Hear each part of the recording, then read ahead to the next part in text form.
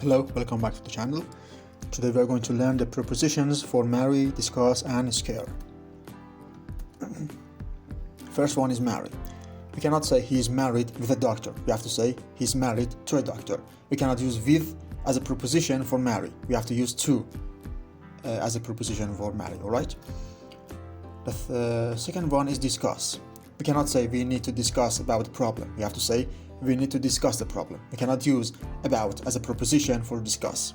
Or another example, like the politicians discussed the situation before taking any action, or the coach discussed the possibility of winning the final match with his assistant, or their family always discusses issues when they come up. And the third word is a scare. We cannot use from as a preposition for a scare. We have to use by, of, or about. For example, the baby was scared by the loud noise. I'm scared of rivers. I'm scared of swimming in this river. She's scared about the exam. She's scared about failing the exam.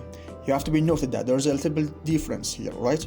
When we say by the loud noise, it means that the baby was in the situation, was in the condition that got scared by the loud noise, alright? It's not general. But when we say I am scared of rivers, when we are using of, it means that you are in general scared of rivers, alright? And also when we are using ing after of, it means that you are scared of the action, not the river.